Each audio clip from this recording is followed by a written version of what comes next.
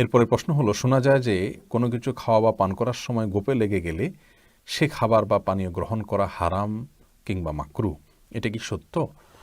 এটি আমাদের সমাজে বহুল প্রচলিত ভুল ধারণাসমূহের মধ্যে থেকে একটি। গোপে যদি কোনো খাবার বা পানীয় লেগে যায় তাহলে সে খাবার বা পানীয় গ্রহণ করা হারাম কিংবা মাকরুহ কোনোটি হয় না এবং সেটি নাপাকও হয় না। কারণ গোপ মানুষের শরীরের সচরাচর পবিত্র একটি অঙ্গ। অতএব এটি কোনো খাবারে লেগে গেলে সে খাবার নাপাকও হবে না এবং সেটি খাওয়া নিষিদ্ধ হবে না। তবে রাসূল আকরাম সাল্লাল্লাহু আলাইহি ওয়াসাল্লাম পুরুষদেরকে গোঁফ ছোট রাখতে নির্দেশ করেছেন, সেটি ভিন্ন বিষয়। কোনো কারণে যদি গোঁফে খাবার লেগে যায় সেটি নিষিদ্ধ হবে না সে খাবার গ্রহণ করা বা সে পানীয় গ্রহণ করা, এবং এভাবে খাওয়া বা পান করাটা মাকরুহ নয়। তবে হ্যাঁ, স্বাস্থ্যগত দিক থেকে অবশ্যই আমরা বলতে পারি যে গোঁফে যদি খাবার বা পানীয় খুব বেশি লেগে যায় এবং সেটা যদি আমরা খাই ওইভাবে, তাহলে সেক্ষেত্রে এটা অস্বাস্থ্যকর হতে পারে।